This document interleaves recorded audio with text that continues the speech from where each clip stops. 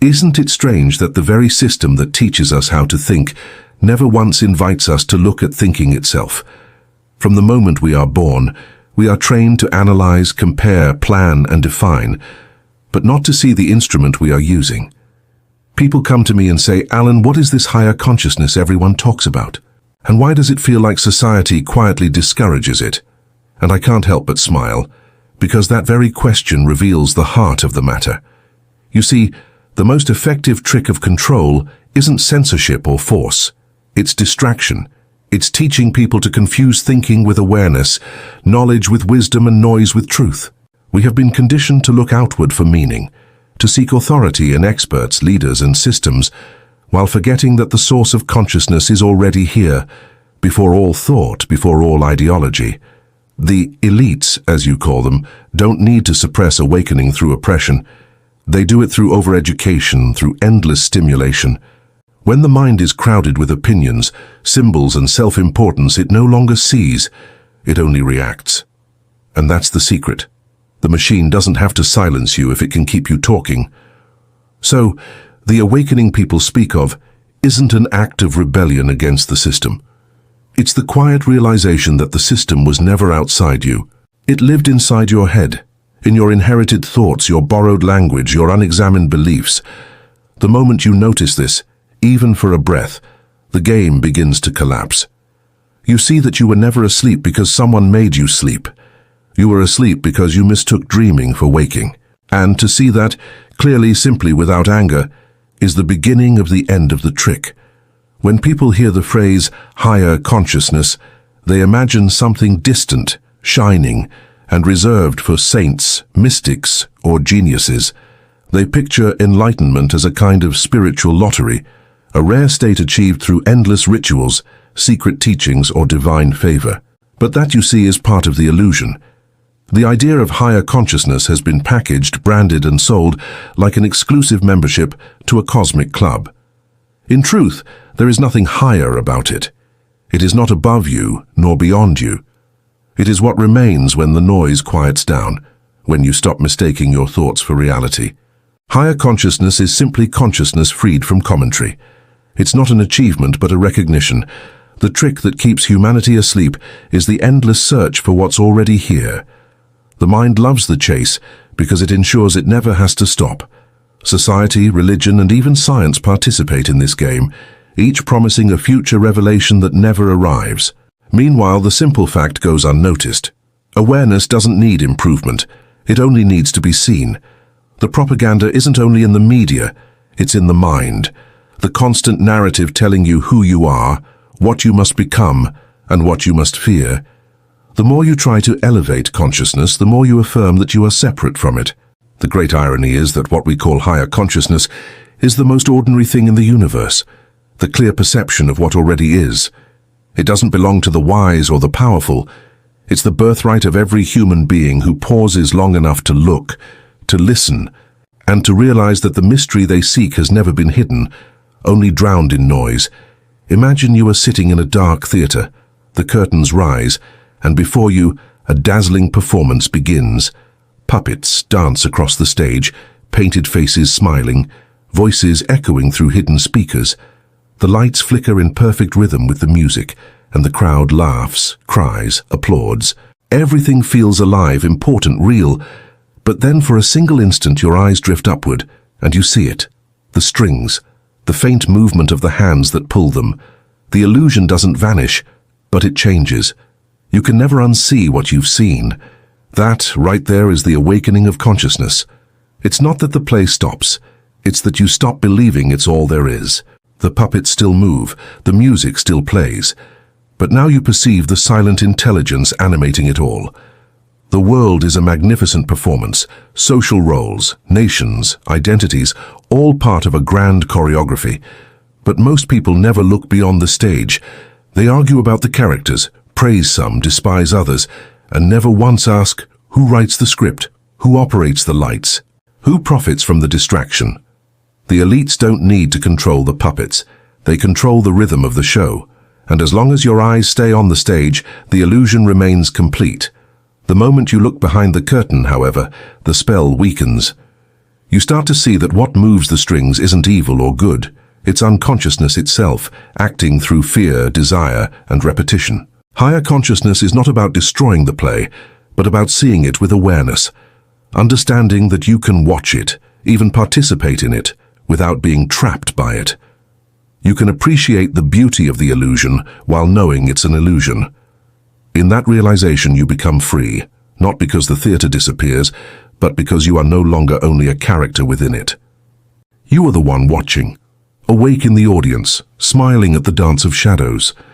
Most people spend their entire lives staring at the stage, utterly fascinated by the drama unfolding before them. They cheer for some puppets and boo others, argue passionately about which one is right, which one is moral, which one deserves to lead. They hold rallies, wage wars, and write history books about wooden figures whose movements are decided elsewhere. And all the while the true mechanism remains invisible, not because it's hidden but because no one looks. The collective trance is not a spell cast upon humanity by some dark cabal, it's self-sustained hypnosis. We are hypnotized by our own fascination with appearances, by the thrill of outrage and the comfort of certainty. The elites don't need to silence the truth. They simply flood your senses with noise, with endless debates, scandals, and distractions that keep your mind spinning around the same axis. You are so busy reacting that you forget to see. The trick is elegant. Make people believe their opinions are freedom, make them defend illusions as if they were identities. It's not oppression, it's participation. You become your own guard. Every social system, political, economic, even spiritual, depends on this trance. Because if you suddenly looked beyond the puppets, the entire performance would lose its meaning. You'd see that power doesn't rest in the actors, but in the attention of the audience. The show only continues because we keep applauding. That's the secret most never suspect. The cage is built from our own fascination. The more passionately you argue, the more real the illusion becomes. And the few who look behind the curtain are not rebels. They are simply awake. They realize that the world doesn't need to be destroyed to be free.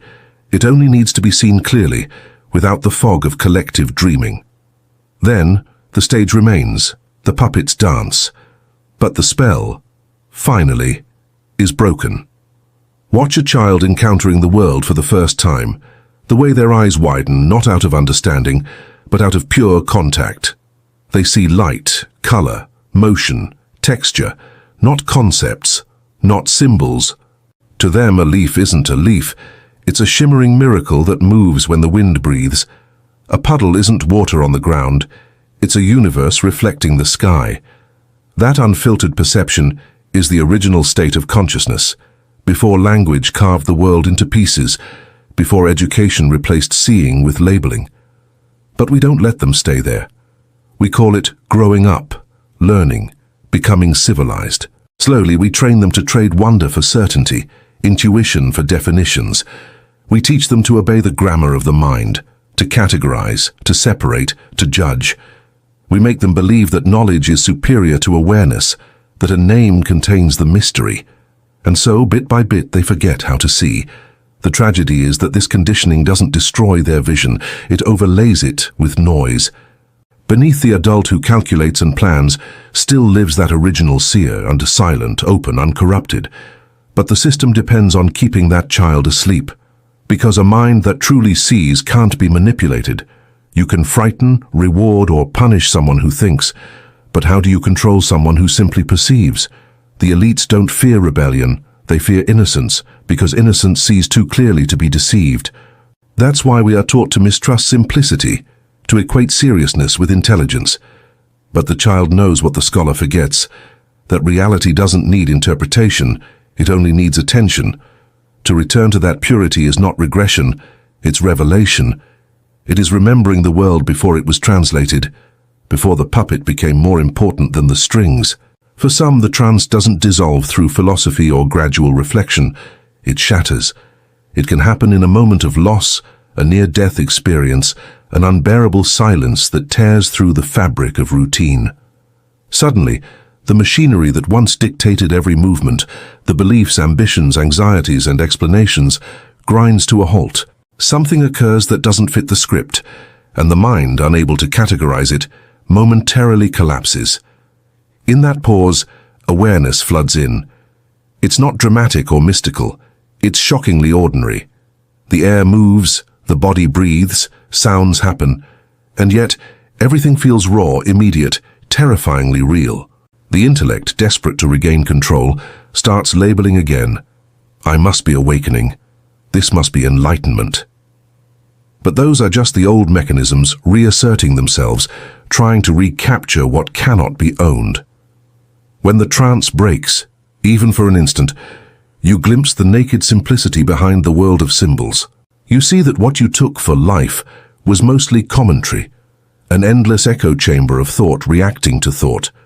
The social hypnosis loses its grip, not because you resist it, but because you finally see it operating. And once seen, it can never fully enslave you again. The old identity trembles because it realizes it was built entirely from memory and imitation.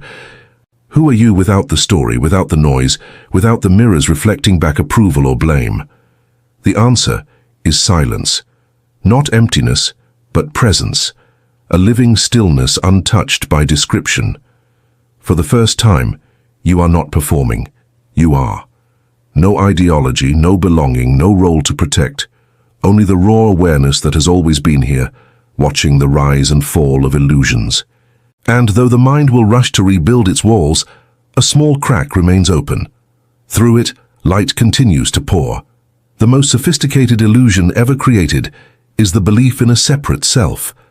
The idea that you are a distinct, independent entity, sealed inside a body, cut off from the rest of existence. This illusion doesn't need to be proven. It only needs to be repeated until it feels natural. And once it does, everything else follows. Fear, competition, hierarchy, control. You see, when a person believes they are an isolated ego, their survival becomes their primary religion. They'll do anything to protect their imagined boundaries, their image, possessions, reputation, tribe. It's not that the system created the ego created the system. The structure of society mirrors the inner architecture of separation. The few at the top represent the dominant thought of self-importance. The masses below reflect the anxiety of not being enough. And all of it is held together by comparison. The endless race of becoming someone. But here's the trick. The I that runs, fears, and competes doesn't exist as an independent thing. It's a thought, an echo, a ripple in awareness mistaken for the ocean itself. The moment you see that the ourself is just another appearance, no more substantial than a cloud passing through the sky of consciousness, the entire game loses its grip. You no longer need to win, prove, or defend, because the one who was doing those things was never real to begin with. This doesn't make you passive, it makes you free. Without the illusion of separateness, empathy arises naturally. You don't have to try to love others, you realize there are no others. The manipulators of the world rely on your belief in this phantom me, because only a divided mind can be controlled. The ego fears losing itself, but what it calls death is simply awakening. When the mask falls, you don't vanish, you expand. You see that what you are isn't inside the universe. It's the awareness in which the universe unfolds. And once you know that, truly know it, no one can ever own you again. When you begin to see clearly, the war between opposites starts to dissolve. You notice that the very forces that seem to be in conflict, light and shadow, control and rebellion, wealth and poverty, are not separate at all, but complementary expressions of one process. Society and the self are not opposing forces, they are mirrors reflecting each other. The structures of domination outside mirror the psychological structures of fear within. The tyrant in the palace and the victim in the street both arise from the same illusion, the belief in separation. Each depends on the other to exist. Without the oppressed, the oppressor has no power. Without fear, control loses meaning. The universe plays this intricate dance where opposites chase and define one another, like the crest and trough of a single wave. Try to remove one and both disappear. That is the law of unity. You cannot conquer the ocean by striking its surface. Every blow becomes another ripple in the same movement. The moment you stop fighting the waves, you begin to float. You realize that resistance sustains what it resists. Every rebellion fueled by hatred strengthens the system it opposes, Because it remains trapped in duality, defining itself against its enemy, it remains bound to the same game. True awakening doesn't choose sides. It steps outside the arena altogether.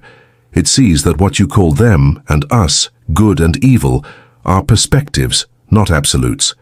This doesn't mean indifference or surrender, but lucid compassion, the kind of understanding that dissolves hostility at its root. When you see the world as one movement, you stop trying to fix it through conflict. You begin to participate in it consciously, like a wave that knows it belongs to the sea. In that realization, the false hierarchy between ruler and ruled evaporates. There is only the ocean, endlessly shaping itself, endlessly returning to itself, and you, no longer a fragment, but the totality aware of its own rhythm. There is an intelligence operating through you right now, one that no human mind designed or could ever replicate. It beats your heart, circulates your blood, repairs your cells, and turns food into energy without a single conscious command from you. The same unseen intelligence orchestrates the blooming of flowers, the migration of birds, the rhythm of tides, and the birth and death of stars.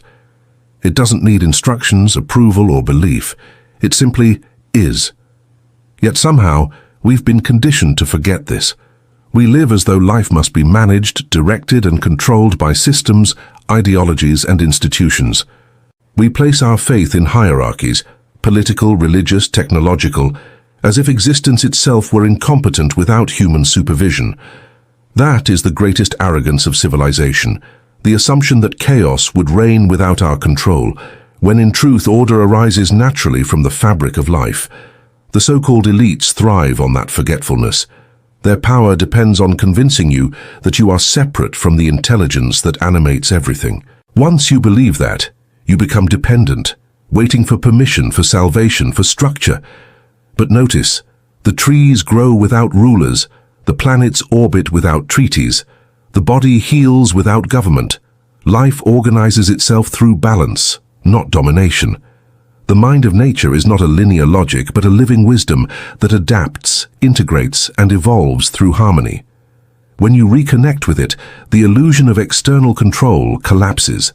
You realize that the universe is not a machine to be managed, but a consciousness expressing itself through infinite forms. You are not a cog in the system. You are the system dreaming of itself. The elites cannot govern that. They can only distract you from it. To awaken is to feel that intelligence moving through your breath, and to trust it more than any law, ideology, or authority ever could. Real freedom is not the ability to do whatever you please, nor is it the act of resisting authority. True freedom begins the moment you see through the very structure that defines obedience and rebellion alike. The system thrives on polarity, master and servant, ruler and revolutionary, both sides feeding the same illusion of control. The elites do not fear uprisings, they fear awareness, because awareness cannot be manipulated. A person who acts from understanding no longer obeys, but neither do they rebel. They move with intelligence, not impulse. They are unpredictable to power because they no longer play the game that power offers, the game of domination and submission. You see, most revolutions fail not because the people lose, but because they simply replace one master with another. The psychology of dependence remains intact. We are taught to crave permission, validation, structure, to mistake obedience for morality and resistance for freedom. But both are reactions to the same illusion, that someone else controls your life. When you awaken, you realize that control itself is a myth. You were never truly governed, only convinced that you needed to be. The mind that believes in control creates both the prison and the guard. Once you see this, there is no need to overthrow anything. The walls vanish on their own. Awareness does not destroy order. It transforms it. When you act from consciousness, your behavior arises naturally from understanding, like a river flowing where gravity leads it. You no longer need rules to be kind or threats to be just. The elites cannot comprehend this kind of freedom because it cannot be bought, owned, or legislated. It doesn't shout or demand recognition. It simply is, quiet, lucid, ungovernable. The paradox is that true freedom doesn't separate you from the world. It connects you so deeply that you move with it effortlessly, as life itself unfolding, without chains, without resistance, without fear. Time is the most subtle illusion of all, the quiet engine of control. You are taught to live for the future, to wait for salvation, success, or awakening as if they were distant rewards waiting down some linear path. But awareness is not a traveler. It doesn't move from here to there. It simply is. The belief in progress keeps humanity running in circles, chasing improvement, purpose, evolution, never noticing that what it seeks has never been absent. Past and future are ideas arising now, mental projections mistaken for dimensions of reality. The elites don't need to imprison you physically. They only need to convince you that freedom lies in the next moment. That's how they keep you striving, producing, obeying. Higher consciousness dissolves that illusion completely. It shows that there is no later where truth will appear, because truth is the stillness behind all movement. When the chase stops, when the mind ceases to run ahead, you find yourself already home, unchained from the clock, timelessly present. Stop searching for awakening in grand movements, in the next revolution, or in tomorrow's promises. Look here, right now. The hum of existence, the faint sound in the room, the quiet expansion and contraction of your breath. This moment is so ordinary that the mind overlooks it, yet it is the only thing that has ever been real. You cannot possess it, command it, or manipulate it. That's why it terrifies those who crave control, because presence cannot be ruled. When you rest in the now, the machinery of thought slows, and all the narratives that once defined you lose their grip. What remains isn't emptiness, but clarity, a simple awareness untouched by past or future. Here, there is no authority, no hierarchy, no ambition, only the living intelligence of this breath, this perception, this being. The more deeply you feel it, the more you realize that freedom was never a destination. It was the silent space between every heartbeat, waiting to be noticed. The so-called secret of higher consciousness was never locked away in forbidden texts or guarded by hidden orders. It was always right here, hiding beneath the noise of your own mind. Every illusion exposed, the myth of control, the obsession with time, the trance of separation, was self-created. The elites never truly hid anything from you.